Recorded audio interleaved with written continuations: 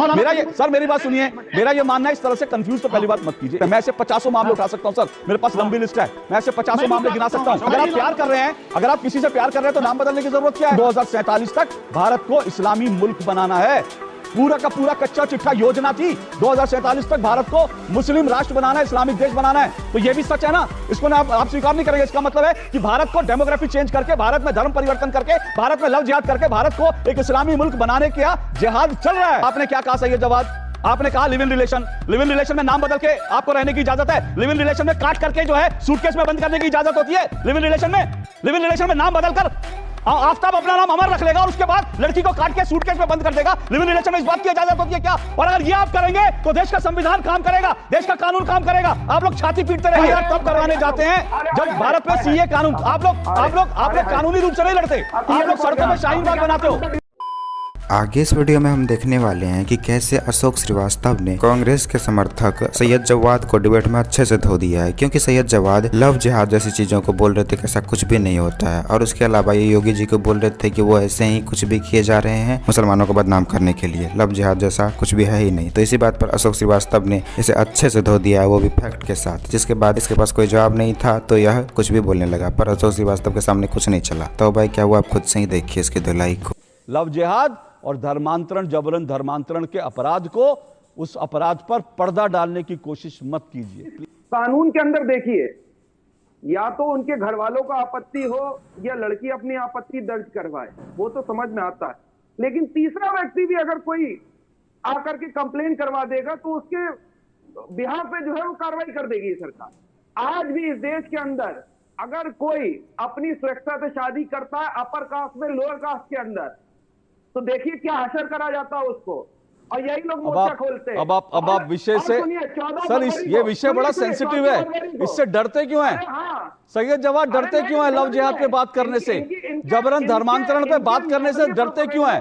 आप तो, मैं तो मानता हूं आप 80% लोगों में हैं जो जिहादी लोग नहीं है, जिनका जिक्र अभी डॉक्टर कौशल कांत मिश्र कर रहे थे। तो आप डरते क्यों हैं? मुद्दों से भागते क्यों हैं आप? मुद्दों से भागते क्यों हैं आप? अरे मुद्दों का सामना करना सीखिए। आज की डिबेट में मैं इधर उधर नहीं जाऊंगा। सेंसिटिव मुद्दा है, मुद्दे पर रहिए कि मुझे लगता है ये बहुत डिबेट्स हो गई टेलीविजन चैनल में, ये बड़ा आप लोगों ने एक प्रोपेगेंडा खड़ा कर दिया कि एक मुद्दे पर डिबेट शुरू होती है, उसको इधर ले जाओ। मैं दो टूक में हरगिज नहीं होने दूंगा, लेकिन जाना था जापान, पहुंच गए चीन अगर करेंगे तो फिर मुझे वो बर्दाश्त नहीं होगा। यही जंतर मंतर पे तमाम तरीके के नारे लगाए गए, चीजें हुई और क्या सरकार ने कार्रवाई करी? सैयद जवाद एक सिंपल सा सवाल पूछा है आपसे। सैयद जवाद एक बड़ा सिंपल सा सवाल पूछा है कि क्या आपने या किसी मुस्लिम संगठन ने इस सब को लेकर के, वो तो कह रहे विश्व हिंदू परिषद और बजरंग दल के कार्यकर्ता जो हैं वो जान हथेली पे लेकर लड़ते हैं। अगर आप लोग भी इस तरह की चीजें करेंगे तो आपको भी इंसाफ मिलेगा। हमने सैकड़ों एफआईआर दर्ज कराई है। एक मिनट। हम देश के संविधान के ऊपर यकीन रखते हैं, और अगर घटना होती है कोई सार्वजनिक तौर पे तो पुलिस प्रशासन की जिम्मेदारी क्या बनती है? अरे फिर वही बात होगा, आप कुछ नहीं सर, पुलिस, यही तो दिक्कत है सैयद जवाद, यही दिक्कत है। आप चाहते हो आपको दिख रहा है, लेकिन आप रिपोर्ट नहीं लिखाओगे। वो रिपोर्ट लिखा रहे हैं, उनको न्याय मिलेगा। आप रिपोर्ट नहीं लिखाओगे, आप भरोसे में बैठोगे कि पुलिस प्रशासन अपने खुद से लिखे, खुद से केस लड़े। अगर आपको लग रहा है कि कोई हिंदू संगठन गलत कर रहा है तो उठिए ना। कानून, संविधान तो सबके लिए बराबर है, कानून सबके लिए बराबर है, लेकिन आप लड़ना नहीं चाहते तो फिर आप शिकायत करने कैसे करेंगे?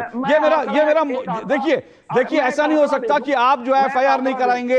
विनोद बंसल ठोक कर कह रहे हैं हम एफआईआर कराएंगे, हम कानून का सहारा लेंगे, संविधान के तहत न्याय लेंगे। संविधान आप भी मानते हैं तो आप भी एफआईआर कराइए, न्याय लीजिए। सिंपल सी बात है। कानून ना हिंदू के लिए, ना मुसलमान के लिए, ना ईसाई के लिए, कानून सबके लिए बराबर है। जो इस कानून का पालन करना चाहता है, जो इसका फायदा लेना चाहता है वो ले, जो घर बैठे रहना चाहता है, पुलिस के भरोसे छोड़ना चाहता है, ये उसकी मर्जी है। फिर टेलीविजन डिबेट में आप छाती पीटिए। ये लव जिहाद सिर्फ मुसलमानों को टारगेट करने का बीजेपी का हथकंडा है। असल में जब चिराग बुझता है, फड़फड़ाता है, योगी की यूपी में विदाई तय है, वो जाने वाले हैं, इसलिए उठपटांग हरकतें कर रहे हैं। मेरी बात सुनिए, मेरा ये मानना है इस तरह से कंफ्यूज तो पहली बात मत कीजिए। एक बात, दूसरी बात, आप एक मामला उठा देते हैं, दूसरा मामला उठा देते हैं। मैं ऐसे 50 मामले उठा सकता हूं सर, मेरे पास लंबी लिस्ट है। मैं ऐसे 50 मामले गिना सकता हूं।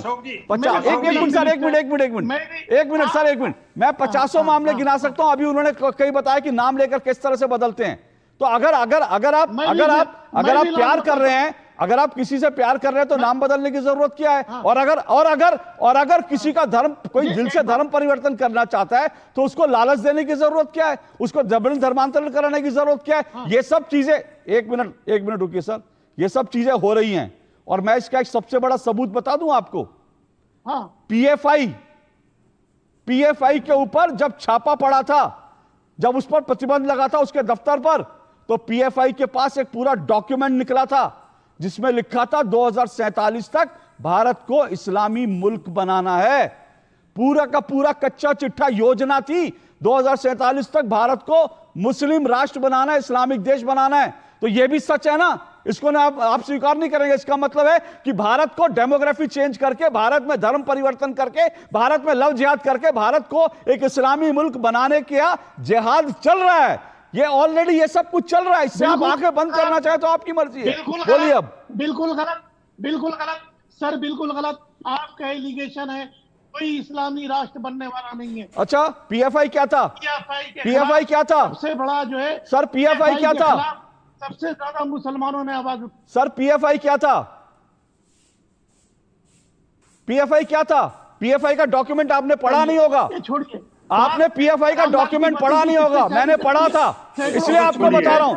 आप लोग हवा में रहते हैं मौलाना जी, आप लोग हवा में रहते हैं, आंखें बंद करके बैठते हैं। आप लोग पीएफआई का डॉक्यूमेंट पढ़ लीजिए, आपको पता चलेगा कैसे भारत को इस्लामी मुल्क बनाने की साजिश चल रही है।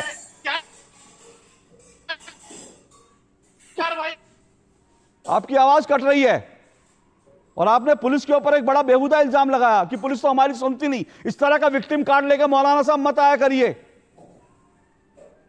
विक्टिम कार्ड जेब में रखते हैं, पुलिस आपकी नहीं सुनती, फिर कहेंगे लोकतंत्र में कुछ नहीं, आपकी सुनवाई होती, फिर कहेंगे संविधान हमारी नहीं सुनवाई करता। सब कुछ करेंगे आप, भारत में सब कुछ करेंगे और उसके बाद में विक्टिम कार्ड भी खेलेंगे। ये डबल स्टैंडर्ड मत करिए मौलाना साहब। सैयद जवाद बोलिए।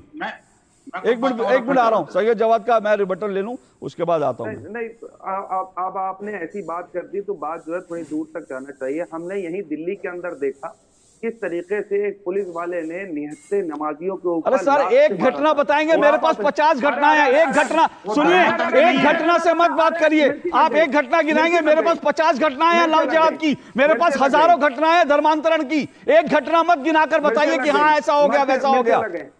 नहीं, आप थोड़ा शांति रखिए। जनरल बात कीजिए ना। पुलिस वाले की आपकी उत्तेजना। अरे मेरी उत्तेजना इसलिए है, आप सुनिए, मेरी उत्तेजना क्यों है? मेरी उत्तेजना ये है कि आप लोग एक सेलेक्टिव केस निकालेंगे और उसके आधार पे एक नैरेटिव बनाने की कोशिश करेंगे। मैं कह रहा हूं मेरे पास 50 आज केस है, मैं इन केसों को पढ़ना शुरू कर दूंगा तो मेरा पूरा प्रोग्राम इसमें निकल जाएगा। मैं कोई केस नहीं पढ़कर, मैं केस पढ़ करके आप लोगों को शर्मिंदा नहीं करना चाहता, उनको गिनाना नहीं चाहता। एक मिनट रुकिए। बिल्कुल आपके पास भी होंगी, लेकिन आपके पास भी बहुत सारी हैं, लेकिन आप एफआईआर नहीं करवाते। वो एफआईआर करवा देते हैं, फर्क इतना है। आप एफआईआर नहीं करवाते।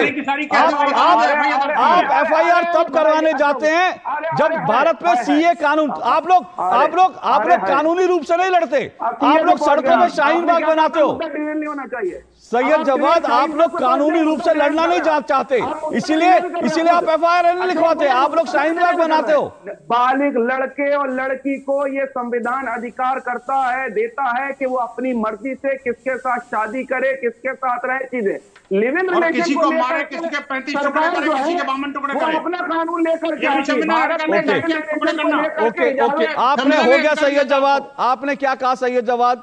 आपने कहा live in relation. Live in relation में नाम बदल के आपको रहने की इजाजत है। लिव इन रिलेशन में काट करके जो है सूटकेस में बंद करने की इजाजत होती है। लिव इन रिलेशन में नाम बदल कर आफ्ताब अपना नाम अमर रख लेगा और उसके बाद लड़की को काट के सूटकेस में बंद कर देगा। लिव इन रिलेशन में इस बात की इजाजत होती है क्या? और अगर ये आप करेंगे तो देश का संविधान काम करेगा, देश का कानून काम करेगा। आप लोग छाती पीटते रहिए। सैयद जवाद जैसे लोग डिबेट में आकर बहुत बड़ी भूल कर देते हैं, क्योंकि यह लोग अपनी जुबान को कंट्रोल नहीं रख पाते, जिस वजह से हर बार अशोक श्रीवास्तव जैसे राष्ट्रवादी पत्रकारों से इन लोगों का धुलाई हो जाता है, क्योंकि यह लोग अपनी कही गई बातों में खुद ही फंस जाते हैं। पहले तो ये लोग कहेंगे लव जिहाद जैसा कुछ नहीं होता, जब इसके सामने कुछ फैक्ट के साथ उस पर कुछ बोल दिया जाता है तो ये लोग बातों को घुमाने लगते हैं और इसी में ये लोग खुद फंस जाते हैं और उसके बाद धुलाई कराते हैं। खैर, आपको और थोड़ा सा वीडियो अच्छा लगा तो वीडियो को लाइक कर दीजिए और ऐसे ही वीडियोस के लिए आप हमारे चैनल को सब्सक्राइब जरूर कर लीजिएगा। हम मिलते हैं बहुत जल्द किसी और वीडियो में।